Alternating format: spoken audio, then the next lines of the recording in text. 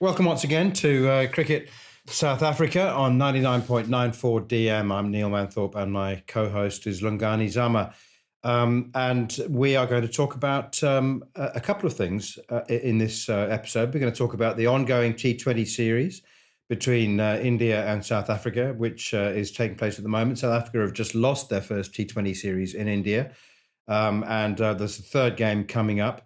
And we're also going to talk more about the SA20 and about South Africa's domestic T20 tournament, which kicked off with some Division 2 fixtures. That'll be in the second half of the show. Division 2 fixtures, which included the South African under-19 team, which performed well above expectations. So that's a really interesting story. Stick with us. There's some names to bear in mind. You may well see them in the SA20 or maybe even in the IPL in some years to come.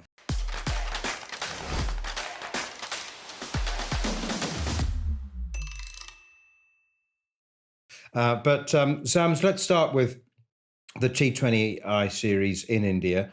The first game, I don't know what you've made of it. South Africa reduced to 9 for 5. Who'd have thought they'd have made 100? And then the second game, in which the one thing which has held the South African team together is the bowling, and the wheels fell off completely. But start with the first game. I mean, do we just write that off as brilliant swing bowling from the two Indian openers? I mean, 9 for 5. I mean, is that a technical deficiency? Yeah, hi, Minutes. It was crazy. I mean, you flick over and the top order is gone, and you look again, and David Miller is gone as well, and Riley Rousseau. Good swing bowling. It wasn't as if it was express pace. It just shows that you still have to play with a bit of, respect at the top of the order. A lot of them just were playing down the wrong line to decent swing bowling, which is, I suppose, a concern. And the domino effect is that it looks terrible when 4 or 5 of your top order goes in a similar fashion that quickly. And T20 is one of those unforgiving things where you kind of have to try and keep your foot on the pedal, even though you know that all 4 tires are bursting one by one, which is kind of what happened. But yeah, I mean, you do worry when you see it happen just that quickly. I mean, there was such heated debate about the SA20 and some of the names that popped up there. And then you see, as you build up to the World Cup, you see your chosen top order perform the way that it did. I'm sure Mark Boucher would have, squirming in his seat at where they were. But then, like you say, yesterday's game, remarkable performance. It shows, the flip side of it, which David Miller comes in and makes 140 odd balls and makes it look as if anything's possible. They could chase 250 maybe with the right start. This Jekyll and Hyde, we've seen it in Test cricket, and now it seems to be coming into T20 cricket, which makes South Africa a dangerous side. I'm sure teams would have looked at both those performances and say, well, we hope we catch them doing what they did in the first game. But goodness gracious, if we catch them doing what they did in the second game, and Miller and Quinton de Kock and a couple of others catch fire, they can be pretty hard to beat. Miller on form is... It's a bit impossible to bowl to, and we've seen him do that a few times. Even in the last T20 World Cup, there's certain performances where when he gets it right and he gets in the mood, no ground is big enough. And the bowling, I mean, it's obviously, though, it was extremely humid in Guwahati, and it was quite clear that the bowlers were struggling to grip the ball. But the 4 frontline seamers all went for 12 and over 12 and over. And, that's... It's sort of, I don't know, 1 step forward, 2 steps back. I mean, the bowling has been really good. Do you just say bad day at the office when it's not going to be so sweaty in Australia? Well, that's the first thing, isn't it, man? It's going to be completely different conditions for the bowlers. That 4-man pace quartet is going to have a lot more encouragement in Australia. They're going to be able to run in and hit the deck, and the ball is going to be flying, at sort of chest height and ear height at some of the grounds. And you'd think it's a day off. The way they've performed over the last 18 months, suggests that maybe they were due an off day with the ball, and it came. And it just, in the first game, it kind of came with another off day with the bat. So it looked really bad. And then it was just a high scoring. It was a much better pitch in the second game. And I don't think you can look too much with that attack. You just have to trust the fact that they've had the balance right for the majority of this build up to the World Cup. I don't think there'd be too many drastic changes. I think the big question marks are definitely revolving around the makeup of that top six, batting wise, not just the personnel, but the order in which they come in terms of what they can do to either set up a total or definitely when you're chasing, because you need to start, like a freight train. There's definitely a lot more headaches around the batting than the bowling. We can't seem to stop talking about Temba Bavuma at the moment, and on the back of what happened in the SA20, unfortunately, he's then gone and got 2 ducks, which heaps on the pressure on him.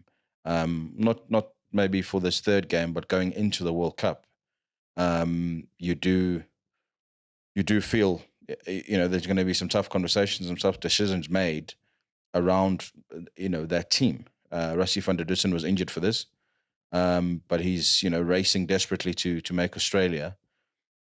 He comes back. He's been one of your better performers and one of those guys who can click through the gears and consolidate when he needs to, but charge like a Miller when it gets to the back end as well. So there are some interesting conversations for Mark Boucher to have in his final assignment as Proteas coach. Okay, going to speak more about Temba in part 2, but just to finish part 1, Rassie van der Dussen's a really interesting case for me. I'm a massive fan of Rassie, the cricketer, and the person, and the personality, and he's extremely mature, and I like so much about him. But do you think he falls into that category of a player who's just as likely to play and match losing innings as a match winning one? I mean, I'm thinking of the number of times he's made 4 off 15, and it's sort of 10 or 11 balls gone, which you never get back. With all the talk about catching up later in the innings is a misnomer to my mind in the modern T20 game. So I still don't know where I sit with Rassie van der Dussen. I mean, he just seems he's obviously thought it through, because, as I said, he's a very intelligent and articulate man, and he's decided that that's the way he plays, and he says that he'll catch up. But it just looks so horrible when he makes 4 off 14 or 10 off 23. But you reckon he's still the man to add that little bit of stability? I mean, he's also capable of scoring 40 off 15 at the back end, and he's done that as well. But would you rather have somebody who was able to make a little bit more of a progressive start than he does sometimes? Well, I mean, I think more often than not, he's sort of gone through the gears quickly, and it seems as if he's been given a lot more license to don't try and block your way out and nerdle your way out, rather hit out. And if you get out in the process of hitting out, rather, give someone else a chance to do it. Don't waste a dozen balls, because it definitely sets the team even further back.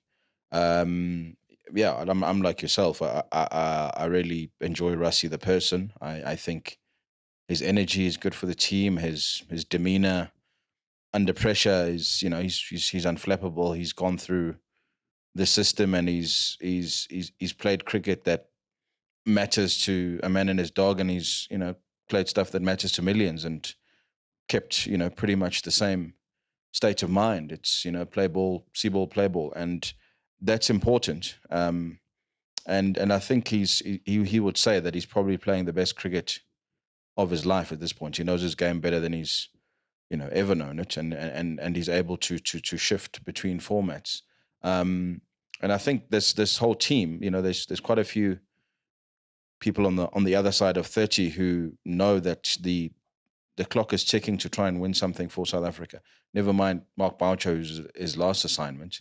There's a rash of youngsters coming through, and I think we'll see them flooding in as the SA20 takes a firm footing in the South African landscape.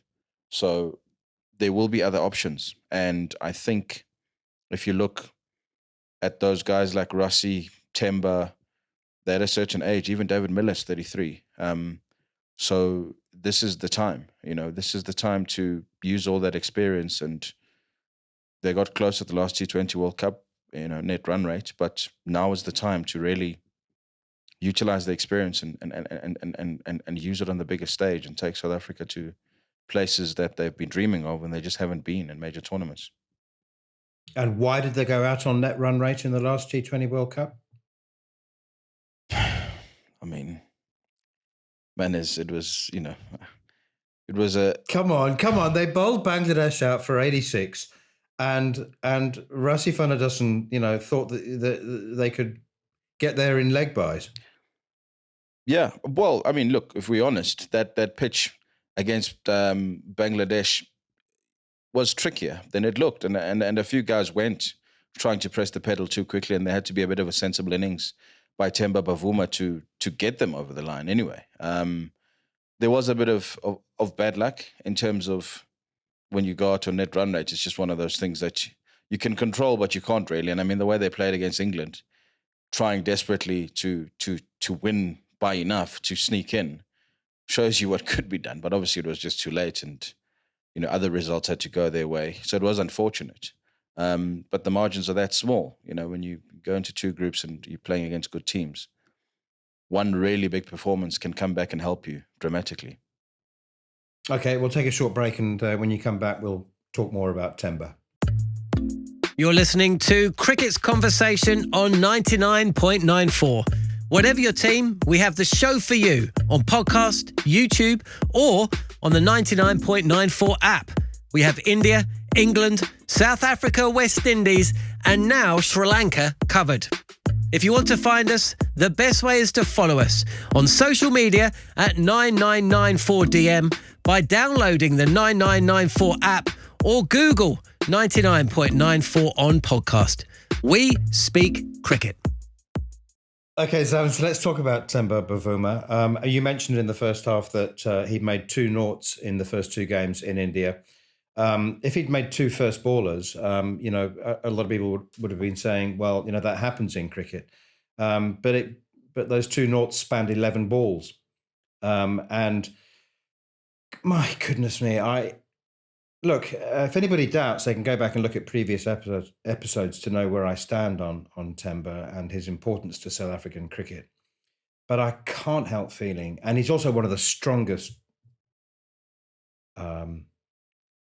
mentally cricketers that I've met in any context, in any country. But I just can't help imagining that the pressure he must be feeling might be getting close to untenable. Yeah, look, you feel for any cricketer, because it as much as it's a team game, it's one of the loneliest sports out there, and no one knows that better than an opening batsman who goes out for nothing. But when you're captain and there's been all this noise around you even before this series has started, and you've been injured for most of the last few months, and you've watched other guys put up numbers to actually add the pressure that's already on you, like you say, it becomes untenable. So yeah, I'm sure he's in a terrible place, and the only way that you stop that noise is runs. And you can see there's a desperation to get bat on ball and get going, because you know that the one thing you're being criticized about is your strike rate and your ability to start the innings on the right note. So you're trying desperately. And now you've got a ball that's jagging around at 140 clicks, and you've got this cloud over you, and you're trying to show that the team can work with you. Cricket works that way, where it's just a domino effect, and the good one has your name on it right up front. So it looks even more glaring. So it does need a strong mind. And, obviously for his sake and for South Africa's sake, you hope he makes a fluent 30, 40, 50, 60 in the next game. Because if he doesn't, the questions are only going to be louder. And you now go to a World Cup where, it's how on earth can you justify playing him captain or not? Especially when he said at the previous World Cup that if I don't look like the right fit, I'm happy to step down and let others who can win the game for South Africa play. That those words come back, and they come starkly into the light when people are now asking that if you've said that before and you're the leader of this team and you think you can lead whether you're playing or not, is it not in the best interest? And that's a very tough conversation to have with someone with all the noise that's already been made about him. It's a fascinating moment in the first over in Guwahati. I mean, he's made 0 or 4 balls in the first game, and then and the ball was swinging around all over the place. And I just remember one side of my brain. I don't know whether it's the left side or the right side. In that first over, he's left a ball. He might even have left 2, left them through to the keeper. They need 12 and over from the outset. And one side of my brain was going, what are you doing? What are you doing? And the other side of my brain said, that just shows the strength of the character and the belief and the confidence. He backing himself so much to say, no, actually, we didn't have a look. We were 9 for 5 after 2.5 overs in the first game. Anyway, I don't know. I mean, there is precedent in T20 cricket. Do you remember in 2014, T20 World Cup 2014, Dinesh Chandimal? Now, depending how you spun it at the time, but for Sri Lanka, there was a theory that he'd been left out in order for him not to be banned because if a team went over by their over rate 2 games in a row, they would receive a suspension. And so there was some sort of concocted story about Lasith Malinga taking over the captaincy at the time in order to prevent Chandimal from having to serve out a 1-match ban. But I've subsequently heard that actually Chandimal realised that he was a round peg in a square hole in that team. And there was a semi-final coming up. And he actually stepped back and said, no, if we're going to win this thing, which they did, then I'm not the right man for the job at the moment. I'm not suggesting that Bavuma does that now. And I still maybe naively think that he should still go to Australia and he should still be the captain, because I have heard from many members of the squad and the extended squad, the management as well, how important he is to the team. And Mark Boucher made an impassioned defence of him, didn't he, on arrival in India? But I don't know. I mean, would that? How do you think Bavuma would be seen if he stepped back? Reza Hendricks played. Yeah, the Chandimal story that I heard was that he stepped down because he realised that there were more fluent people around him who would give Sri Lanka a far better chance. And I mean, it's a hell of a thing to be able to do that. I think of Darren Sammy, who played, when the West Indies won the T20 World Cup. For majority of it, he almost played as a cheerleader, like a captain of spirit, but he was comfortable in the role, and the difference between those two nations in South Africa is that you can almost play Darren Sammy as a polyfiller and there's no headlines, because that entire West Indies, as much as they're divided as islands, they're united in understanding that some people bring more to the game than bat and ball. And Darren Sammy was almost a politician in that team in terms of galvanizing the top order to do what they need to, but getting the most out of the attack. He was the glue, and he didn't have to do too much with ball. He didn't really do much with bat, but on the field, you could see he was the captain. It's a rare thing, especially in the shortest format when everyone is supposed to have an impact, but he did somehow, and it speaks to how remarkable he is a captain. But the difference even with the West Indies is that not nearly as political and not really as fraught as South Africa is at the moment, especially around Temba Bavuma. So if he played and they suddenly dropped him down the order to 6 or 7 and he was cajoling everyone on the field, obviously he's not going to bowl. That's going to start another heap of debate of why on earth is he playing then? If he's just, for all intents and purposes, you could say Darren Sammy was playing there could have been others. There could have been others who, an extra batsman, an extra bowler, but he played as a captain. I don't think Temba can play as a captain. He can only play as a top order batsman. So you kind of either have to drop him or he has to step down himself. And that's a hell of a thing to do in this current climate. The best defense, I know Mark Boucher stood up for him, and I know a lot of players have batted for him in every press conference. And, you know, he's got a lot of backers because they know what the game means to him and what he's done to get to this point. But the best defense you can put up in, especially in T20 cricket, is the one that you put up with your own bat, with your own strike rate, with your own runs. And until you start doing that, you know, and the longer it takes to start doing that, again, the more the noise will rise. And I'm sure it's probably even worse out in the middle, where teams have picked up on, you know, the energy that's out there and the questions that are circling in the media. You can imagine if he comes up against an Australia or an England who know good and well what the situation is, that, you know, they'll be in his ear. And I'm sure even India would have understood, you know. So there's a whole heap of pressure. What would you do? I mean, it's an impossible position. The only thing that solves it is runs and runs at a good click. That's the only thing that silences the noise, and he knows that better than anyone. And that's what he'll be desperate to do in this third one before he gets to the World Cup, because the question will keep on being asked. Are you the right man to be leading this team? Are you the right man to be playing in this team? Do you think it should be given a chance to others? Are you comfortable taking the place of someone in form? I mean, those are hard questions to be faced with, but you know they're coming because it's brutal. You know, we've said the auction was brutal, but the performance of T20 at a World Cup is even more brutal. Yeah, and the pace of T20 is in every sense has now become completely unforgiving. You know, in the normal course of events and the last 35 years I've been covering the game, you know, I would always say routinely, don't judge a batter after 2 innings. But unfortunately, T20 cricket is, you know, you get judged after 1 innings, don't you, really? And as we said, Breeza Hendricks has been benched after making 2 70s, 2 50s, and a 42 in his last 5 T20 internationals. Anyway, we'll take a short break there, and we haven't got much time left for the third part, but I'm going to have a change of subject for you. If you love the language of cricket and want more, then head over to the 99.94 app, and you can hear all of our podcasts and cricket commentary.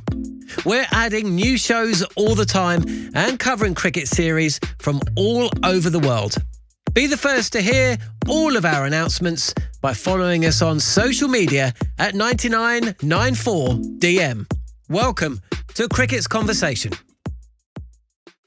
Change of subject. Okay, Sam, so we'll talk a lot about, I suspect, about Temba Bavuma over the next couple of weeks and months, perhaps. But just for the last 5 minutes, I wanted to talk to you about the production line that we spoke about in an episode a couple of weeks ago of South African cricketers. And I know that there was a lot of feedback when I said that South Africa produces more first-class cricketers per head of capita than any other country, including India. And I'm talking about really, really quality cricketers. And it just seems to me that the same, because the last weekend, apart from South Africa losing in Guwahati, the senior team, the South Africa under-19s, who were introduced to the CSA domestic T20 knockout competition last year, and they looked like boys against men. They were out of their depth and they got belted. And exactly the same happened this year. On the first weekend, it again looked like men against boys, but the under-19s were the men. They won all 3 games comprehensively, 2 with a bonus point. And some of the young cricketers just blew my mind. I mean, you know, there's 4 in particular that I've got in mind that really stuck out here. Mikhail Prince was the top run scorer with over 140 runs at a strike rate of 140. Kanena Mapaka, the left arm fast bowler, I beg your pardon, is 16 years old. He took 4 for 18, the best spell of the weekend's matches. He's 16 years old. Slower ball bouncer out the back of the hand, no problem. He's 16 years old. And Matthew Boast, opening bowler, good enough to bat at 3 or 4 and strike at over 200. So as much as I felt a little bit of familiar, groaning, not despair, but we spend so much time, don't we, looking at the very top of the pyramid, and not enough time looking at the teams and the performances below the peak of the pyramid. And as I have said many times, whatever the problems are in South African cricket, as long as they keep producing cricketers of that quality. Liam Alder was another one, the left-arm spinner, 18 years old, leading wicket taker in the first weekend, 7 wickets, economy rate of 5.25. And those are just 4. It's bloody exciting, for all the angst about whether Wayne Parnell's good enough to be bowling with a new ball. You just have this production line of brilliant cricketers. It's no wonder that New Zealand and England and Ireland and Scotland and the Netherlands keep taking them all. It's an endless production line. It is. I've just spent the past week watching the Michaelmas Cricket Week, where a lot of the names that you've mentioned made a name for themselves. In fact, you say Boast. I stood at the Hart Davis Oval in Hilton on Saturday watching Boast's brother play for Hilton against St. Stithians. And the production line is relentless. And I think the fact that they've now seen people that they played with last year, you're playing against first-class cricketers. And more than that, in this Africa Cup, you're playing almost for places in the next SA20. And you now, as much as it's tempting to go overseas and try your luck, like we've lost a couple of really, really good talents. I mean, Slade van Staden, young Luke Bekenstein, who's going to try his luck in county cricket, exceptional talents who've slipped through the cracks, but there are others who are knocking. There's a lot of noise that's been made about Dewald Brevis, but there's a lot more talented cricketers. You speak about Prince, he's one of the most stylish young players in South Africa. So they're there, and they keep coming, and they keep on churning out. And I suppose it's important to take it with a pinch of salt because they're starting out and they're playing in the shortest format. But if you're producing cricketers purely for T20 purposes and you want a constant conveyor belt of batters who can strike it at 150 or bowlers with 5 different variations, fantastic. That's what's coming. And it's more and more is going to come because they now have something that's attainable at the end of each year. There's an auction to look to which says, we saw what you did just now and we're going to give you 5 million rand for it. Forget whether or not you signed by a franchise or by South Africa. We'll give you 5 million rand for a month's work based on what you've done in the last little while. And they've seen their mates get those. So I'm sure the motivation is higher than it's ever been in the junior ranks of South African cricket because suddenly there's this beacon that's locally based. You're not chasing pounds and hoping to get 4 years down the line and someone says, oh, we like what you've done for our seconds or in club cricket. You can do it right here. And that's a complete game changer. And the motivation around this current Africa Cup, you can see it's different because there's this renewed energy. You're playing against people who've come into an auction and turn into millionaires, and you're going, well, next year is my turn.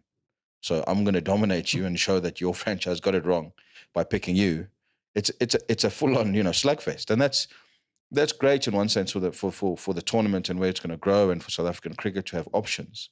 But then you've got to blood those options and give them opportunities. And we're seeing that in the Africa Cup, and you hope franchises in the new season take that and say these SA under-19 players and others who were not picked in that squad, because there's good players who are not there yet, and you'll see them at SA schools at the end of the year in Coldside. They're there. I promise you they're there. You've got to give them opportunities and keep them hungry and keep them motivated, because that SA20 could in a few years be 8 or 10 teams with the amount of talent that's coming. I wonder whether I was imagining it, but when I was looking at the live streaming of the first round of these games, and I promise you, it can't be a coincidence, I thought anyway, that the standard was so much across the board. And this is Division 2, better than it was last year and in previous years.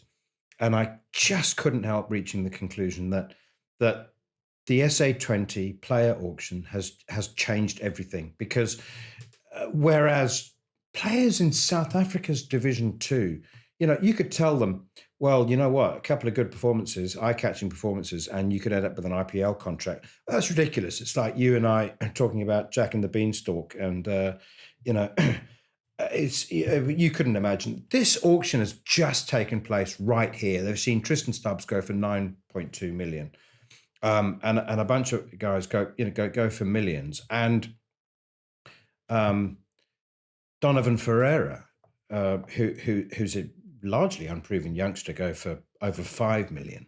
Suddenly, it's become a reality. Suddenly, and as I said, with the live streaming, there's a window now. People are watching, and important people, much more important than me and you, scouts, people with access or influence over Indian franchise checkbooks. And it has been a massive game changer. On the